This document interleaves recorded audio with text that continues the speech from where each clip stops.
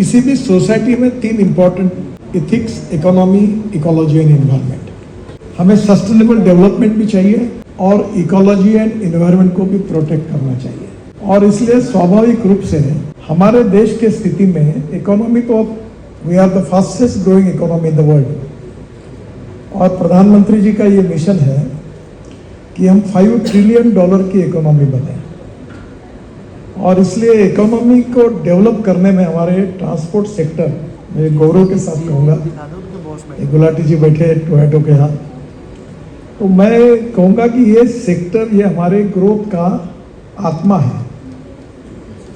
हमारी जब 2014 में सरकार आई तो इस इंडस्ट्री का साइज 7 लाख करोड़ था और आज इसका साइज 23 लाख करोड़ है।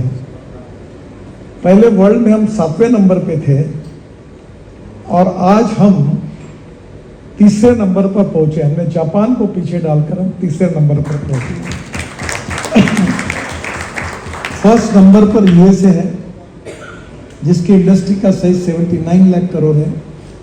सेकंड इज चाइना जो 49 लाख करोड़ है और इंडिया इज 23 लाख करोड़।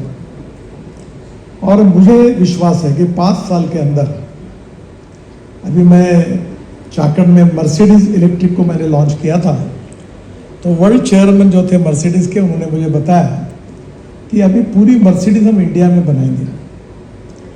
यानी अल्टरनेटिव फ्यूल और बायो फ्यूल में हमने कमाल का काम किया है। और उसके कारण ethanol, methanol, biodiesel, LNG, CNG, electric, hydrogen, ये फ्यूचरिस्टिक फ्यूल है। और आज ही हमें ये परिणाम दिख रहे हैं कि हमारे 2 व्हीलर में बजाज, टीवीएस, हीरो, होंडा, ये 50% ऑफ प्रोडक्शन एक्सपोर्ट करते हैं।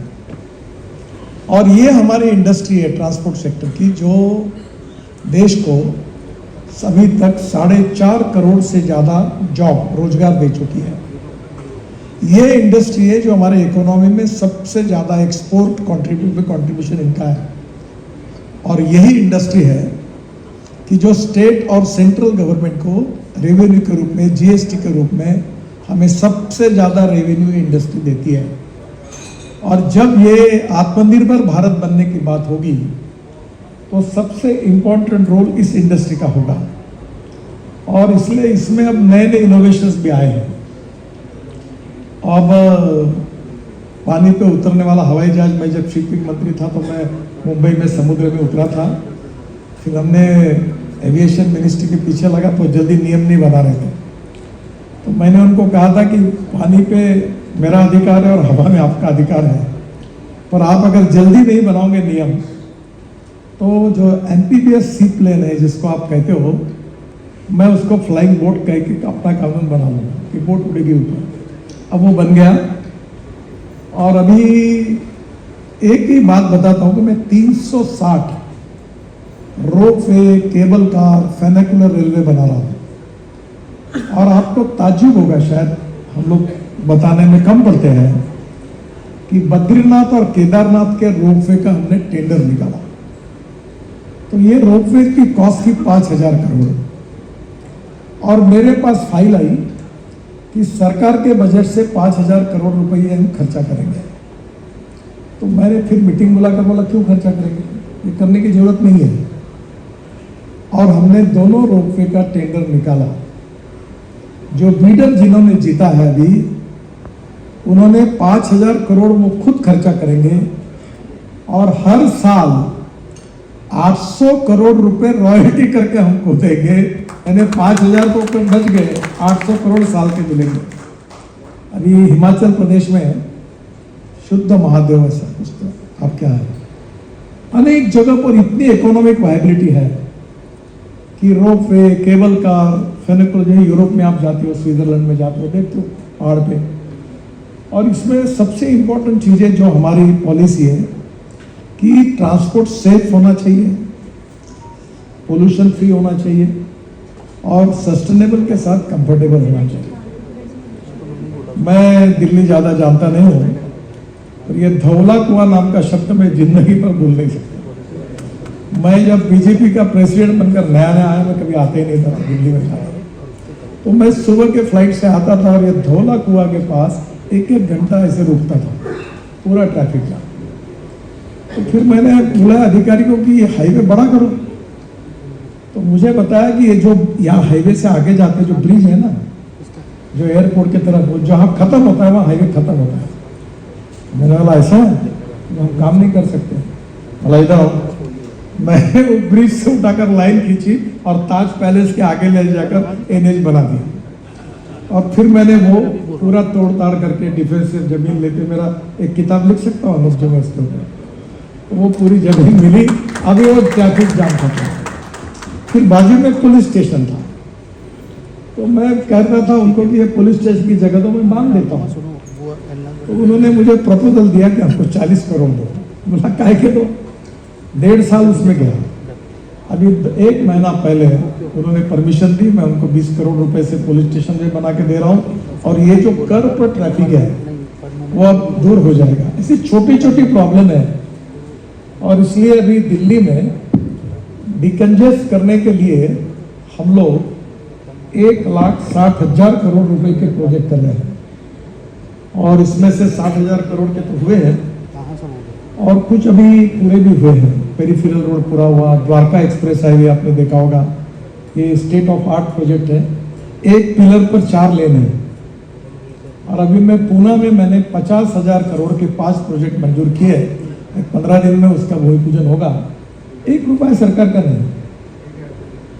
आप मुझे बोलो कि मेरे को इतने पैसे पड़े कि खर्चा नहीं हो रहा, 15 लाख करोड़ पड़े। तो ये पूरा पब्लिक प्राइवेट इन्वेस्टमेंट है। 4 दिन पहले हमारा बॉन्ड इशू जो था इनविट मॉडल का लॉन्च हुआ, पहले दिन 14 टाइम्स ओवर सब्सक्राइब हुआ। तो अभी मैं भी आपको कहूँगा कि मैं आपको बैंक में पैसे जरूर डालो, नहीं डालूंगा ऐसा मत कहूँगा, नहीं कहूँगा, पर मैं आपको 8.05% इंटरेस्ट ईयरली दूंगा। और मैंने जो 2 साल पहले इनविट मॉडल के बॉन्ड बेचे थे 100 रुपये के, उसकी कीमत 140 हो गई, यानी आपको 22 to 26% रिटर्न मिलेंगे। अब मुझे बताइए, कोई मिलते रिटायर्ड लोगों को, और इसलिए मैंने रोड बनाने में तय किया है कि अब मुझे बड़े बड़े लोगों से पैसा नहीं चाहिए। कांस्टेबल हो, वेटर हो, ड्राइवर हो, किसान हो, रिटायर्ड सरकारी अधिकारी, मैं बोलूँगा मैं तुमको 20% 22% रिटर्न मिलेंगे। मैं AAA रेटिंग है, गवर्नमेंट अथॉरिटी है, तुम पैसे इन्वेस्ट करो, मैं आपको रिटर्न दूंगा। तो पहली बात पैसे की कीमत है। और दूसरी बात जो है कि टेक्नोलॉजी बदल गई। कल मेरे पास जर्मन कंपनी आई थी जिन्होंने चेन्नई में टनलिंग मशीन का शुरू किया।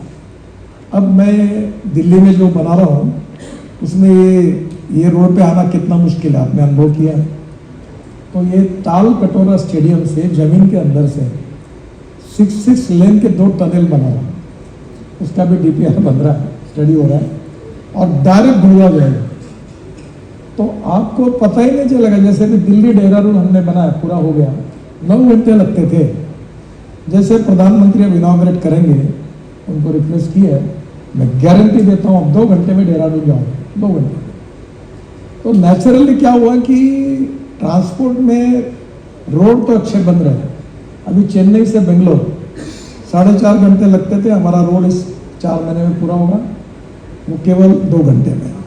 मैसूर से बेंगलोर 3.5 घंटे लगते थे, 1 घंटा हुआ। दिल्ली से मुंबई आप 12 घंटे में जाओगे। अब हम जो नया रोड बना रहे हैं, सूरत तक इसी रोड से जाना, और सूरत से नासिक, नासिक से अहमदनगर, अहमदनगर सोलापुर से कर्नूल, और कर्नूल से कन्याकुमारी, चेन्नई, बेंगलोर, हैदराबाद, कोची, त्रिवेंद्रम हम जोड़ रहे। तो 320 kilometre distance from Delhi to Chennai कम होगा। और ये डिस्टेंस अगर कम होगा तो लॉजिस्टिक कॉस्ट कम होगी। और आज मुझे बताते हुए खुशी हो रही है कि चाइना की लॉजिस्टिक कॉस्ट 8% थी, अमेरिका और हमारे यूरोपियन कंट्री में 12% थी, और हिंदुस्तान की 16% थी। और हमने रोड इंफ्रास्ट्रक्चर में जो चेंज किया, और फ्यूल में भी काफ़ी बड़े रोड चेंज हुए, इसको मैं आपको बताऊंगा। ये दोनों के कारण वैसा हुआ कि IIM बेंगलोर, चेन्नई IIT और कानपुर IIT ने जो स्टडी किया, अब उन्होंने बताया कि हमारी लॉजिस्टिक कॉस्ट 6% कम हुई। ये उन्होंने 4 महीने पहले रिपोर्ट दिया था। अभी जो आपने देखा है वो रोड तो केवल शुरुआत है, अभी असली फिल्म शुरू होना बाकी है। अभी तो बहुत प्रोजेक्ट्स हैं। आपको मैं शिमला में और मनाली में दिल्ली से 8 घंटे में पहुंचा दूँ बाय कार। तो अभी स्थिति ऐसी हुई है कि नेचुरली टेक्नोलॉजी में बदली, तो रोड में जो बनी है, रोड बड़े बने, उससे फायदा हुआ। दूसरी बात, फ्यूल में भी चेंजेस हो रहे हैं और फ्यूल में विशेष रूप से अब मुझे बोलने की आवश्यकता नहीं है, मैं बोलते रहता हूँ 2004 से। लोग मुझे बोलते थे तुम अल्टरनेटिव फ्यूल, बायो फ्यूल, यही बात करते रहते हो। अब किसी स्थिति है, देखो, आत्मनिर्भर भारत तब तक नहीं बन सकता जब तक फॉसिल फ्यूल का इंपोर्ट बंद नहीं होगा। आपको पता होगा कि हमारे फॉसिल फ्यूल, पेट्रोल, डीजल और गैस का इंपोर्ट 23 लाख करोड़ रुपए है हर साल का, 23 लाख करोड़, और ऊपर से प्रदूषण, और उसमें भी आज की स्थिति जिसमें मैं कोई टिप्पणी नहीं करना चाहता। और इसलिए हमें import substitute, cost effective, pollution free और इंडिजिनस, इसकी तरफ जाना पड़ेगा। और इसलिए लिथियम, यही होटल में मैं आया था जब मैंने पहले इलेक्ट्रिक कार लॉन्च की थी, चैनल का नाम नहीं बताऊंगा। तो उन्होंने मुझे पूछा था, एक एंकर थी, उसने पूछा था कि इलेक्ट्रिक गाड़ी की आप बात कर रहे हो और इलेक्ट्रिक गाड़ी रास्ते में बंद पड़ेगी तो धक्का मारने के लिए आप आओगे क्या? अब मेरे पास डाटा है कि इलेक्ट्रिक गाड़ी के लिए वेटिंग लिस्ट है। और जब मैंने इलेक्ट्रिक गाड़ी लॉन्च की, अब इलेक्ट्रिक बसेस आई, अब इलेक्ट्रिक ट्रक आ रही है, इलेक्ट्रिक कंस्ट्रक्शन इक्विपमेंट आ रहे हैं, इलेक्ट्रिक ट्रैक्टर आ रहे हैं, इलेक्ट्रिक स्कूटर पॉपुलर हो गई, इलेक्ट्रिक ऑटो रिक्शा आ गई, और अभी तो इतने बड़े प्रमाण पर इलेक्ट्रिक आ गई कि जो लिथियम आयन बैटरी की कीमत, जिस दिन हमने पहली इलेक्ट्रिक गाड़ी लॉन्च की थी जो $150 पर किलोवाट पर आवर थी, आज वो $55 पर किलोवाट पर आवर बनी। यानी अब वो दिन दूर नहीं है कि electric car, electric truck, electric bus और पेट्रोल और डीजल और इसका कीमत सेम होगी। तो मुझे लगता है इलेक्ट्रिक में आप जहाँ 30,000 रुपये पेट्रोल पे खर्चा कर रहे हैं, तो वहाँ आपको 2,000 रुपये लगेगा केवल इलेक्ट्रिक के लिए। अभी मैंने एक प्रोजेक्ट लॉन्च किया था, एक बच्ची एंड कंपनी करके है, शिपिंग में बहुत बड़ी कंपनी है।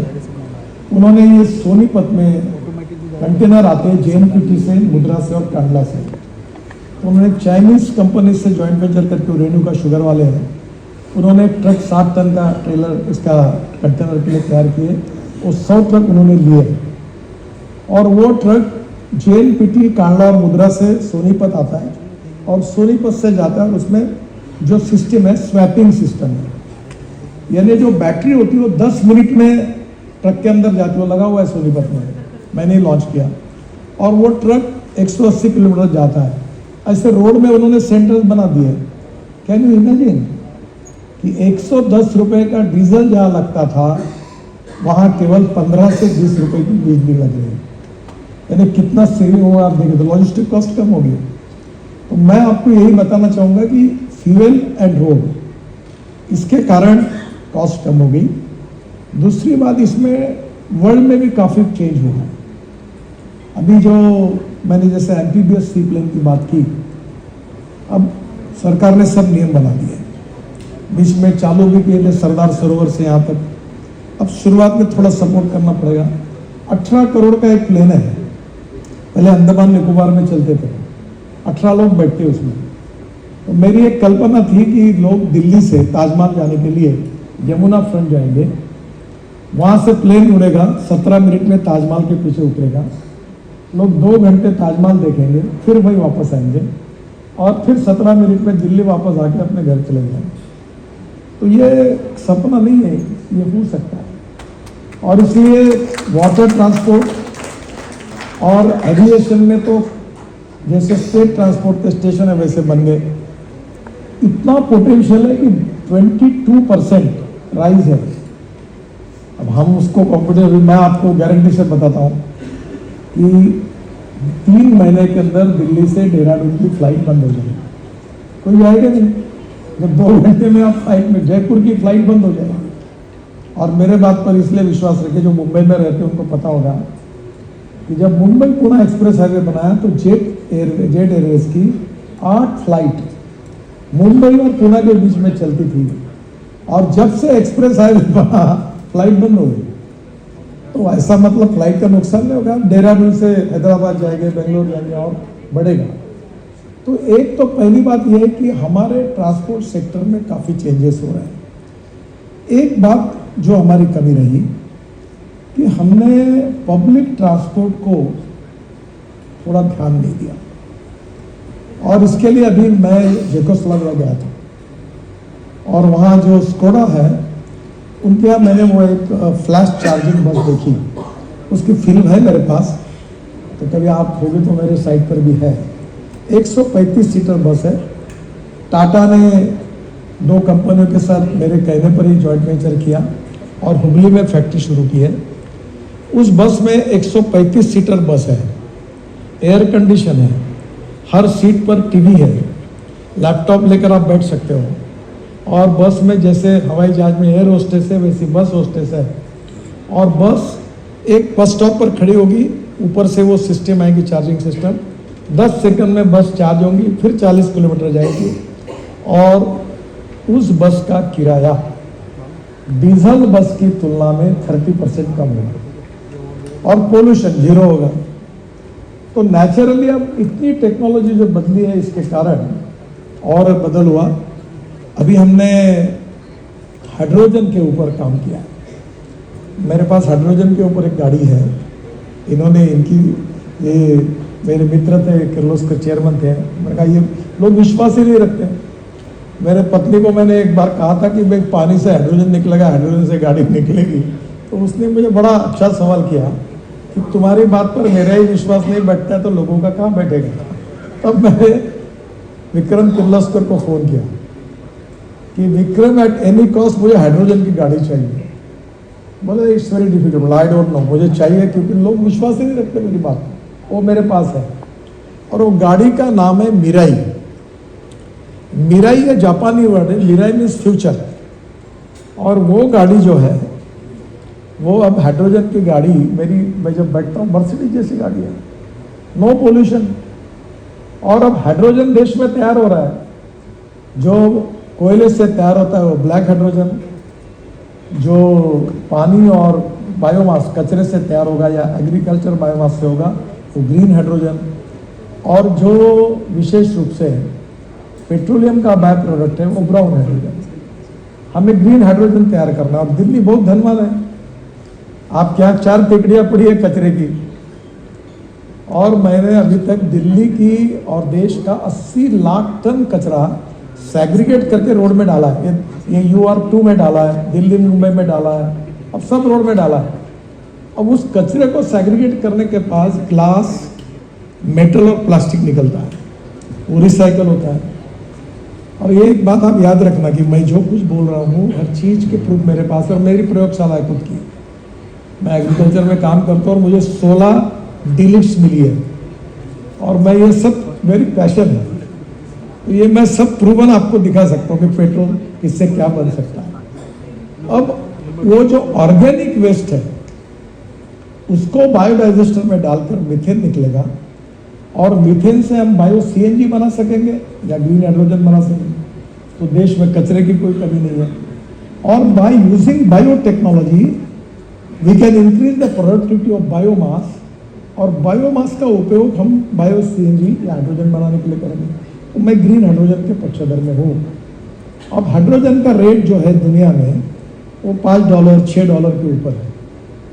और अगर हमने biomass, agriculture biomass, cotton straw, wheat straw, rice straw, bagasse, इससे अगर बनाया तो नेचुरली हमारी कॉस्ट बहुत कम आएगी। मैं आपको रिक्वेस्ट करूंगा, ये पराली जलती है ना, दिल्ली का प्रदूषण होता है, इसमें से अभी देश में 4000 प्रोजेक्ट प्रोसेस में है। 400 प्रोजेक्ट का काम चालू है, 180 प्रोजेक्ट शुरू है। 5 टन ऑफ राइस स्ट्रॉ पराली is giving 1 ton of bio CNG।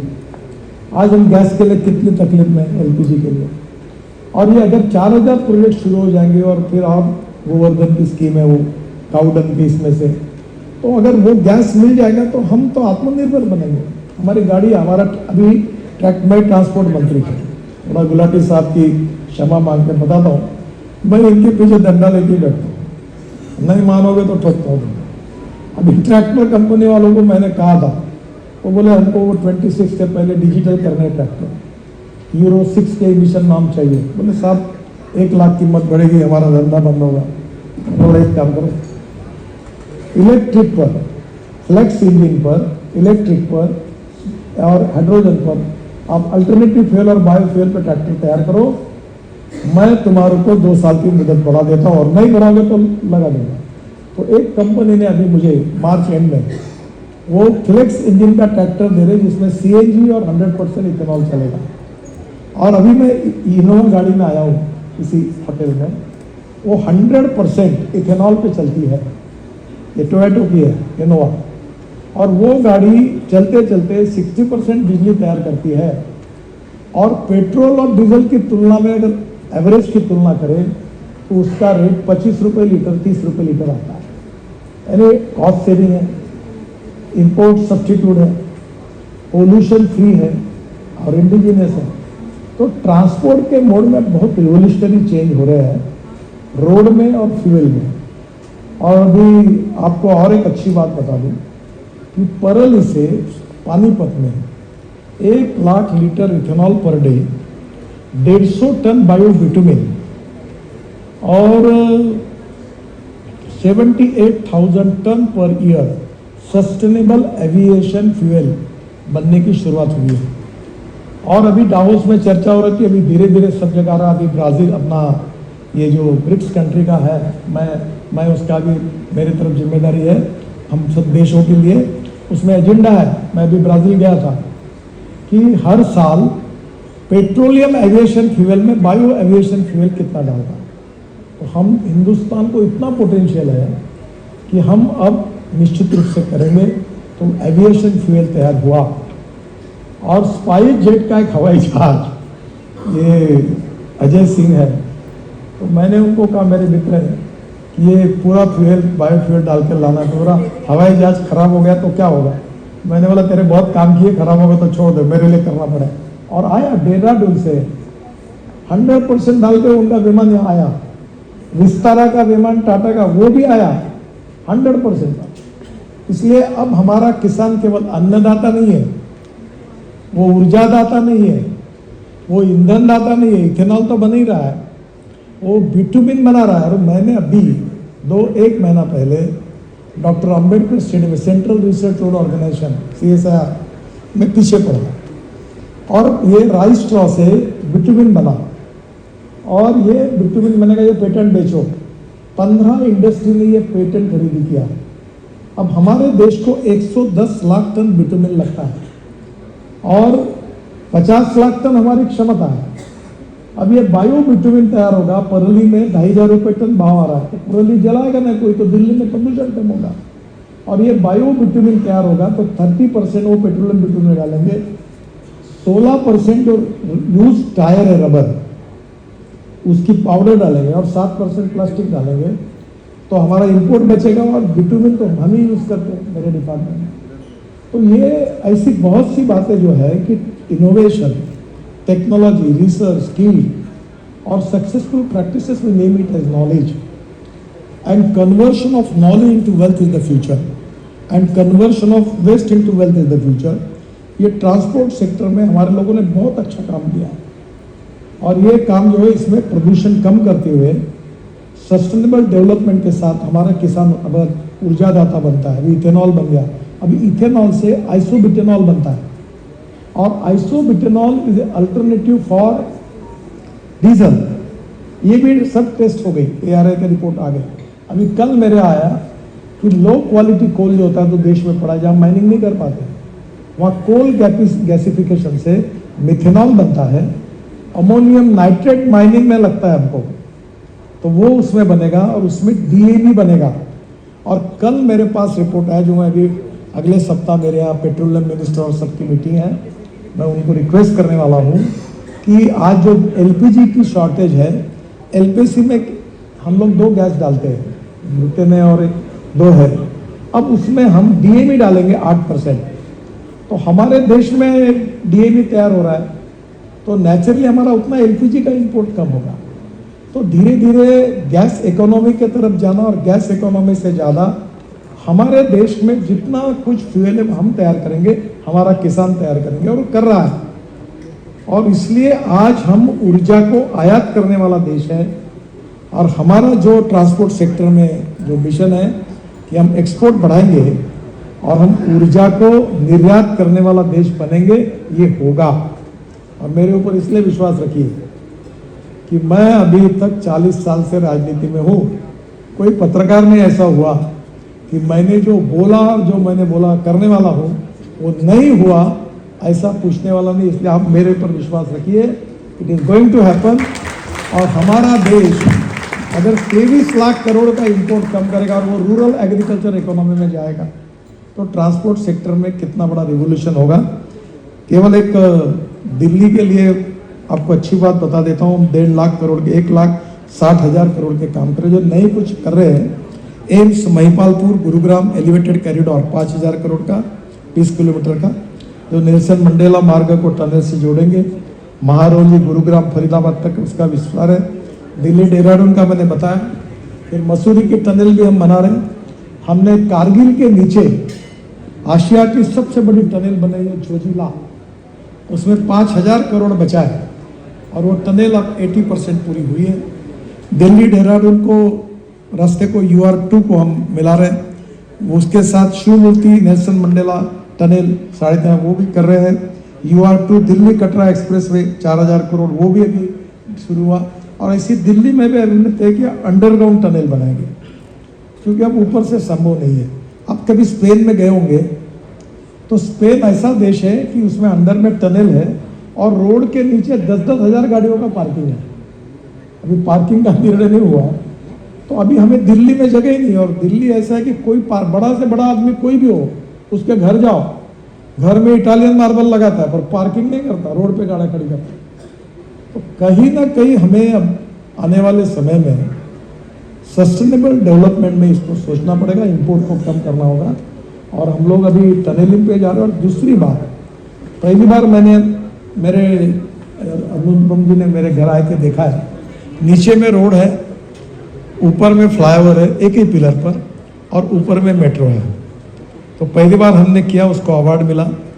अभी हमने ये बहुत जगह किया, नागपुर में किया, नागपुर में एक 4 लेयर किया। ये दिल्ली मद्रास चेन्नई और मुंबई कलकत्ता रेलवे लाइन नागपुर से जाती है, और रेलवे पुल है, नीचे में रोड, फिर रेलवे का ब्रिज, फिर उसके ऊपर में फ्लाईओवर, उसके ऊपर में मेट्रो, एक जगह 4 लेयर।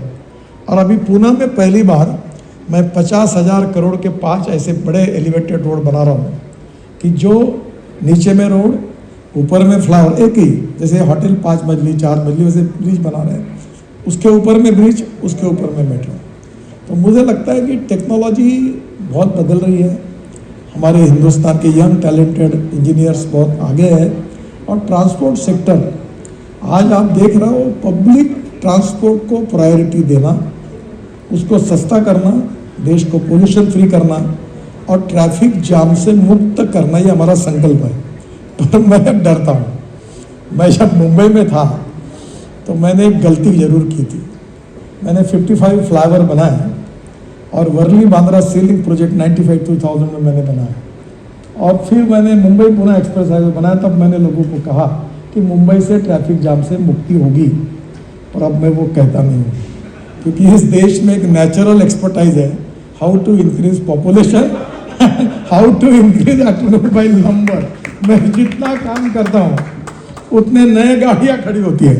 आई डोंट नो, मैं ये पूरा परफॉर्मेंस को रिलीफ मिलेगा तो उससे नए और कोई सॉल्यूशंस आएंगे, और ट्रांसपोर्ट सेक्टर में निश्चित रूप से एक रिवोल्यूशनरी चेंज आने वाले, वैसे भी काफ़ी हुआ और आगे होगा। Thank you very much. नमस्कार।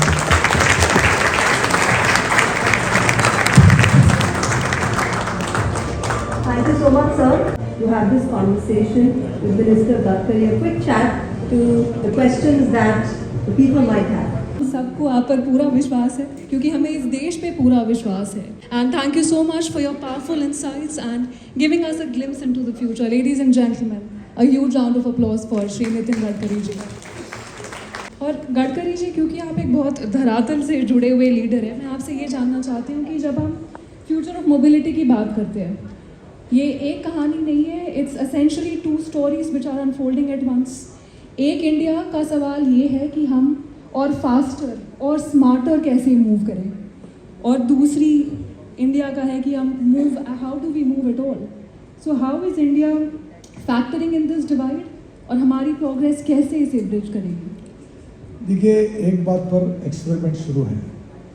अभी जैसे आप एयरपोर्ट से निकलते हैं और होटल में आते हैं तो बहुत तकलीफ है, तो ड्रोन टैक्सीज बनाने के लिए काफ़ी लोग काम कर रहे हैं, इंडिया में भी कर रहे हैं, बाहर भी कर रहे हैं, और अभी तक उसका स्वीकारने लायक कमर्शियल सोल्यूशन अभी तक नहीं मिला, पर मैं इसको इनकरेज करता हूँ। दूसरी इम्पोर्टेंट चीज़ है जो लोगों तक पहुँची नहीं है, मैं जब शिपिंग मंत्री था तो मैंने 110 नदियों को वाटरवेज में कन्वर्ट किया, और ये गंगा में Varanasi to Haldia 1350 kilometre waterways बनाया, फिर ब्रह्मपुत्रा में वाटरवेज बनाया, फिर वाटर पोर्ट्स ये गाजीपुर, वाराणसी, हल्दिया और साहिबगंज, ये 4 रिवर पोर्ट्स बनाए, और अब मैं बाकी भी नदियों में काम शुरू कर रहे हैं। और कुछ समय है मैंने कोशिश की कि चेन्नई में जो गाड़ियाँ बनती है बहुत ऑटोमोबाइल इंडस्ट्री की, वो कांडला में लाना, और कांडला से रेलवे से गाड़ियाँ दिल्ली लाना, और दिल्ली में मारुति की गाड़ियाँ रेलवे से कांडला ले जाके चेन्नई लेके जाना। तो अभी ये भी शुरू हुआ। रोपैक्स, आप कभी मुंबई जाओगे तो मुंबई से अलीबाग, ये अपनी गाड़ी अंदर डाल दो, बस भी डाल दो, ट्रक भी डाल दो, 5-5 मंजिले का सीट है, ऊपर बैठो और 17 मिनट में अलीबाग। मेरा एक ड्रीम प्रोजेक्ट मुंबई में था कि मैं मुंबई से आया हूँ, तो मैंने उस समय ये जो एयरपोर्ट है नए मुंबई का, इसमें उस समय के जो एयरपोर्ट के मालिक थे उनको कहा कि मैं रोड बना दूंगा, पर मेरी कंडीशन है कि एयरपोर्ट में जेटी बनाओ। अब ये मुझे इंस्पिरेशन कहाँ से मिला, तो ये जो इटली में अपना वो पानी का शहर कौन सा है, वेनिस, तो वेनिस में होटल में उतरकर नाव में बैठकर मैं एयरपोर्ट पे जाता। तो फिर मैंने एक प्लान बनाया, और हमारे संजय भाटिया करके बीपीटी के चेयरमैन थे, अभी रिटायर्ड हो गए, वो उनकी अध्यक्षता में कमेटी तैयार करके उसका स्टडी किया, और हमने ये तय किया कि 17 से 19 मिनट में वसई विरार से लेकर कहीं से भी हम वाटर टैक्सी में बैठकर हम लोग एयरपोर्ट पहुंचेंगे। अभी वो प्रपोजल काफ़ी आगे गया है, और वो अगर आ जाएगा तो मुझे लगता है कि मुंबई में वसई विरार से 17 मिनट के अंदर आप नए एयरपोर्ट के अंदर जाओगे, रोड से जाने की जरूरत नहीं। तो वाटर टैक्सी ये दूसरा है। तीसरी जो इम्पोर्टेंट चीज़ है कि आप अगर रोड से जाओगे तो फॉर एग्जांपल अगर 10 रुपये खर्चा आता है, रेलवे से जाओगे तो 6 रुपये खर्चा आता है, और पानी से आता है तो 1 रुपया आता है। अब आप यूरोप में किसी भी देश में जाओ, आप ब्रिटेन में जाओ, यूके में, फ्रांस में जाओ, इटली में जाओ, हर यूरोपियन देश में जो शहर है वो नदी के किनारे पर बैठा है, और वो पोर्ट है, और वहाँ कंटेनर डालकर वो लेके जा रहे हैं। तो मुझे लगता है कि वाटर ट्रांसपोर्ट ये सबसे चीपर है। और अभी उस समय की बांग्लादेश की प्रधानमंत्री थी, तो शेख हसीना जी इंडिया आई थी, सुषमा जी मंत्री थी, और मैं वर्ल्ड बैंक के हिसाब से ये पूरा गंगा का वाटरवेज का काम कर रहा था। फिर मैं ब्रह्मपुत्रा में भी काम शुरू किया। तो उस समय उन्होंने प्राइम मिनिस्टर ऑफ बांग्लादेश ने सुषमा जी को रिक्वेस्ट की कि आप मुझे ये जो ब्रह्मपुत्रा में वाटरवेज बना रहे हैं, तो आप मुंगली पोर्ट बांग्लादेश तक बना सकेगी तो हमारे लिए बहुत फ़ायदा होगा। तो मैंने, सुषमा जी ने मुझे उनके साथ बुलाया, और मुझे बोला नितिन ये हो सकता है क्या? मैंने बोला हो तो नहीं सकता, क्योंकि बांग्लादेश में जाके मैं कैसे काम करूं, पर सोचा तो सब कुछ हो सकता है। तो बोले हो सकता तो कर दो, और वर्ल्ड बैंक से बात करता हूं, मैं कर दूंगा। और मैंने 250 किलोमीटर घुसकर ये ब्रह्मपुत्रा में एक जोगी धूपा करके है नॉर्थ ईस्ट में, आसाम में, वहाँ मल्टी मॉडल हब बना है, उससे आगे जाकर वो मुगली पोर्ट तक बना है। तो पहली बात, वाटर ट्रांसपोर्ट हम हमारे देश में करेंगे तो सबसे सस्ता होगा। तो first priority is water transport, second priority is railway, third priority is road, and fourth priority aviation. तो अब इसको विकसित करने के लिए थोड़ा दिक्कतें तो है, पर मुझे लगता है कि फ्यूचरिस्टिक डेवलपमेंट में हमें इन सब बातों में रिसर्च करके आगे जाना होगा। बट गडकरी जी आप ही कहते हैं where there is a will there is a way and where there is no will there are surveys, committees, subcommittees and you say it best. But Gadkari ji, even in your address you said that the future of mobility will play a very key role in how India progresses. And you have championed ethanol blending, hydrogen, green hydrogen you said is the future of energy. Now from a consumer's perspective, the key question is again scale. That how do we move from pilots to infrastructure that actually supports this progress, and when can realistically India access this technology? In the next decade or perhaps longer? देखिए, मैं 2004 से मेहनत कर रहा हूँ इसमें। मुझे अटल बिहारी वाजपेयी जी ने राम नाईक के साथ ब्राज़ील भेजा था, तब से मैं इसके पीछे लगा हूँ। अब ये अल्टरनेटिव फ्यूल, बायोफ्यूल, अब क्या करें कि लोगों को विश्वास बैठने के लिए टाइम लगता है, और आउट ऑफ बॉक्स जब आइडिया होती है तो ना सरकार में कोई सपोर्ट करता है ना बाहर से कोई करता है, इट टेक्स सम टाइम।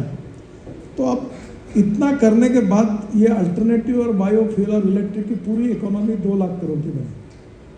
अभी ये कौन से अभी कैफ़े नाम का चल रहा है, अब हर इसमें लॉबीज भी होती है, वो नाम्स आएंगे तो फिर ये फ्लेक्स बनाएंगे तो फ्लेक्स नहीं आ रहा, फिर कंस्ट्रक्शन इक्विपमेंट को हाइड्रोजन में कन्वर्ट किया। अब एक बेसिक प्रॉब्लम है ट्रांसपोर्ट ऑफ हाइड्रोजन, ये और हाइड्रोजन फिलिंग स्टेशन, ये डार्क एरिया, इसका सोल्यूशन नहीं है हमारे पास। और अगर हाइड्रोजन डेवलप करना है तो हमको, ये तो हम लोग हाइड्रोजन, ग्रीन हाइड्रोजन बना लेंगे, और बनाया अभी, बसेस भी बनाई, ट्रक भी बनाई। अब तो इसी ताज पैलेस में मैंने 6 महीने पहले टाटा की 3 ट्रक थी, 2 ट्रक आईसी इंजन यानी डीजल पेट्रोल के इंजन में हाइड्रोजन भर के चलती थी, और एक हाइड्रोजन फ्यूल सेल पर थी। तीनों ट्रक को मैंने लॉन्च किया, और अभी हमने देश में 10 रूट है, और 10 रूट को टाटा, अशोक लेलैंड, बाद में वॉल्वो, और ये 500 करोड़ का हमने पायलट प्रोजेक्ट डाला है। अशोक लेलैंड, वॉल्वो, एनआर्ट, BPCL, IOCL, HPCL, NTPC, Reliance, और 9 हाइड्रोजन फिलिंग स्टेशन बना रहे, 10 हमारे नेशनल हाईवे हैं। पर इसमें ट्रांसपोर्ट ऑफ हाइड्रोजन, इसमें और काम करने की ज़रूरत है। हाइड्रोजन फिलिंग स्टेशन की कहानी ऐसी है कि इन्होंने दी हुई गाड़ी मैं फरीदाबाद भेजता हूँ, फरीदाबाद का जो हाइड्रोजन फिलिंग स्टेशन है वो अमेरिका से लाया, और राम कुमार करके वहाँ डायरेक्टर थे। तो 1 साल तो वो फिलिंग स्टेशन अमेरिका से लाते लाते फिर कस्टम, एक्साइज, दुनिया भर की झंझट हुई, फिर वो लाया, फिर लगाया। अब मेरी गाड़ी मैं ये ट्रक में डाल के वहाँ ले जाते हैं, चिराग बैठे, और वो गाड़ी में हाइड्रोजन भरने के बाद ट्रक में रख कर मेरे घर में पहुँचाते हैं, और फिर मैं चलाता हूँ, क्योंकि वो हाइड्रोजन जब ख़त्म होता है तो फिर उसको ले जाना मुश्किल है।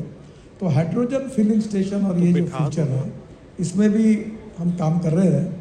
थोड़ा सा इन नई आइडियाज़ को सपोर्ट मिलना और प्रूवन बातें। वैसे ही तो मैं सब बार, बहुत बार, कभी कभी नाराज़ होकर पूछता हूँ कि पेट्रोल डीजल में तुम अपना पैसा बच रहा ना, तुम अगर तुम्हारी इलेक्ट्रिक मर्सिडीज लोगे तो कितनी इलेक्ट्रिक का खर्चा, रात को चार्ज करते हो, और तुम पेट्रोल डीजल तो कितना है, कोई गाड़ी का।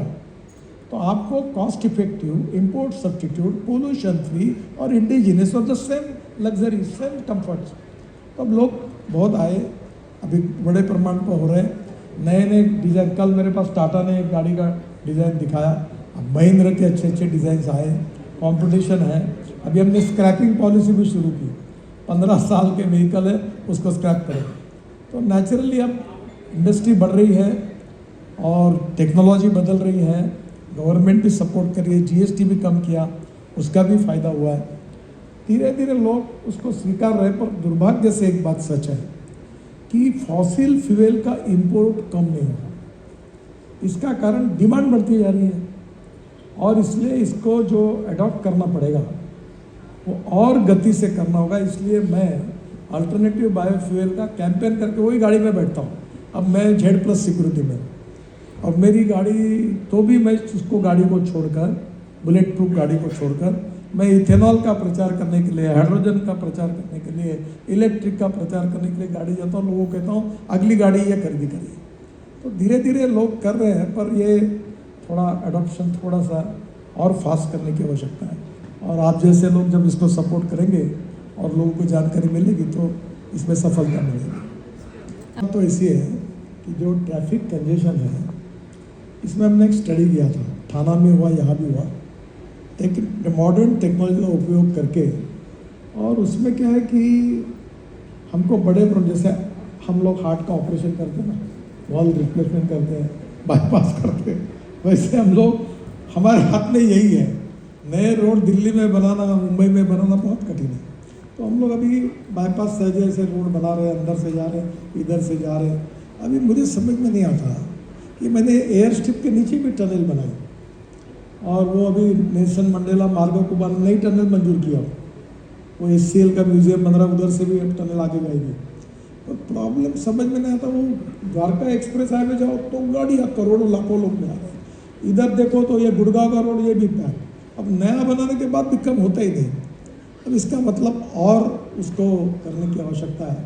तो अभी हमने अर्बन ट्रांसपोर्ट कंजेशन के लिए स्पेशल स्कीम बना रहे हैं। दिल्ली में जैसे 1,60,000 करोड़ के काम हम दिल्ली NCR में कर रहे हैं, हम बंगलोर में रिंग रोड बना रहे हैं, हैदराबाद में रिंग रोड बना रहे हैं, काफ़ी मुंबई में अभी हम लोग मुंबई से दिल्ली मुंबई को वसई विरार से कनेक्टिविटी, वो जो हमारा बरेली बांद्रा वाला मार्ग आगे जाएगा उसको दे रहे हैं। पूना में हम कर रहे हैं, कोशिश कर रहे हैं। तो ट्रैफिक कंजेशन का अभी काम हमने अपनी तरफ लिया है, उसकी पॉलिसी बन रही है और उस पर भी हम काम करेंगे। और दूसरी बात जो है कि जो आपने बताई ट्रैफिक कंजेशन, दूसरी pollution, Road safety, sir. But of course, pollution is also a pressing concern. अब उसमें आपकी मदद चाहिए। हिंदुस्तान में 5 लाख एक्सीडेंट हो गए हैं और 1,80,000 मौतें होती हैं। हिंदुस्तान का 3% GDP का नुकसान होता है। और जो लोगों के हाथ पैर टूट, मेरा भी एक्सीडेंट हुआ था, और जिनके हाथ पैर टूट जाते हैं उस फैमिली पे क्या गुजरती होगी। और 18 से अभी करीब 18 से 44 इसमें 66% मौतें हैं। यंग लड़के, इंजीनियर, डॉक्टर, उनकी मौतें हैं। और इसका कारण ये है कि 50,000 मौतें इसलिए होती है कि वो हेलमेट नहीं पहनते, 30,000 मौतें इसलिए होती है कि सीट बेल्ट नहीं लगाते। अभी हमने पीछे में भी सीट बेल्ट मैंडेटरी किया है। अब हमने बसेस में भी हवाई जहाज जैसे उसको मैंडेटरी किया, बस कोड हमने बदला है। इसमें 4 बातें हैं। रोड इंजीनियरिंग, उसमें काफ़ी गलतियाँ थी, हमने सब इम्प्रूव किया। अब 40,000 करोड़ के ब्लैक स्पॉट आइडेंटिफाई किए। जो लैंड स्लाइडिंग होता था हिमालय टेरिन में, हमने 280, 350 स्पॉट निकाले, 280 इम्प्रूव हुए, वो भी हमने किया है। फिर भी कुछ हमारी गलतियाँ होगी, हम सुधार दिए। तो रोड इंजीनियरिंग में काफ़ी सुधार किया। ऑटोमोबाइल इंजीनियरिंग में मैंने इतने सुधार किए हैं कि अब हम वर्ल्ड के नागरिक स्टार रेटिंग लाए, भारत NCAP। अब कल मेरे पास टाटा की गाड़ी आई थी, उनको 5 का रेटिंग मिला। अब ये कंपटीशन हो गई, अब सब लोग रेटिंग करें तो विदेश की गाड़ी अपने आ रही है, भारत NCAP में रेटिंग के लिए। हमने 6 एयरबैग मैंडेटरी की, इलेक्ट्रॉनिक ब्रेकिंग सिस्टम लाई, दुनिया भर का सब कुछ किया। प्रॉब्लम यह है कि ऑटोमोबाइल और रोड इंजीनियरिंग में आपने कानून कड़े बनाया, इन्फोर्समेंट इतने स्ट्रिक्ट लॉ किए, इतने फाइन बढ़ाए, तो भी अब सबसे इम्पोर्टेंट चीज़ है ह्यूमन बिहेवियर। अब मैं आपको क्या बताऊँ, मैं एक बार जा रहा था, मैं गाड़ियाँ रोकी मैंने, एक एजुकेटेड महिला अपने छोटे बच्चे को लेकर रोड से छलांग मार के कूद रही थी। अब विदाउट ड्राइविंग लाइसेंस में रूल्स ऑफ द रोड को पालन करना, ये हम अब इसमें काफ़ी कैंपेन कर रहे हैं। आज ही मैं अभी आमिर खान जी से बात हुई, वो हमारे कैंपेन में आ रहे।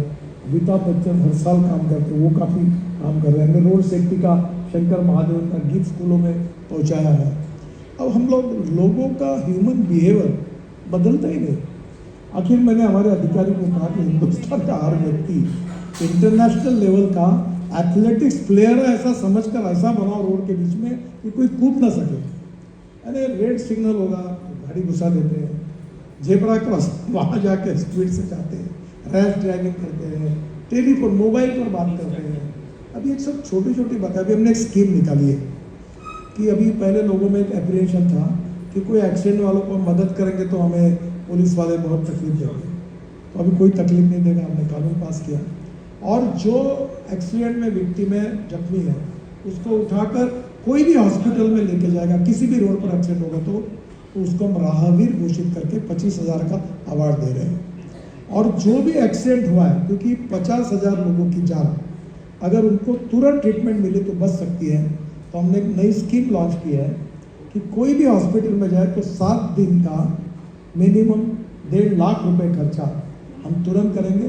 FIR होगा तो हमारे पास इंटरनेट से हमारी वेबसाइट पर तुरंत आएगा और 1.5 लाख रुपए का खर्चा हम उसका करेंगे उसकी जान बचाने के लिए। ये भी निर्णय हमने किया।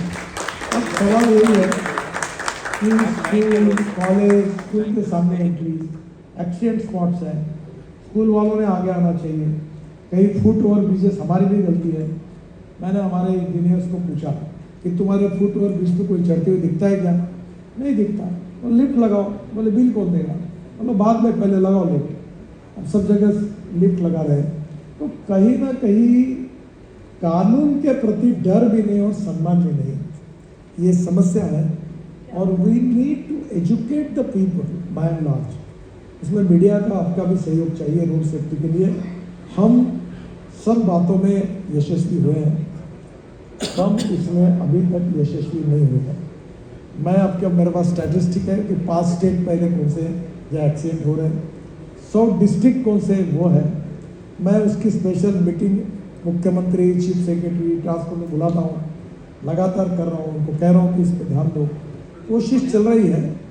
और एक फैक्ट मैं एक्सेप्ट करता हूँ कि दुर्भाग्यवश हम अभी तक इस संख्या को कम करने में यशस्वी नहीं हुए।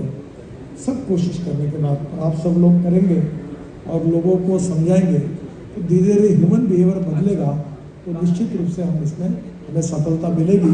हमारी कोशिश इसके लिए शुरू है। Absolutely, Gadkari ji, and all of us have a very active role to play in the future that we're envisioning here. And on that note, thank you so much, Gadkari ji, for joining us and speaking with such candor and clarity. Ladies and gentlemen, a huge round of applause for Nitin Gadkari ji. Thank you, sir, for answering our questions candidly. Thank you, Diksha. We are going to be, of course, presenting the Beyond Icon Awards soon. But if any of you have any questions for Minister Gadkari, you do? Okay. Sir, Acha. I think we can wrap this up here. So we will be presenting the Beyond Icon Awards shortly. I just request you to be with us on stage.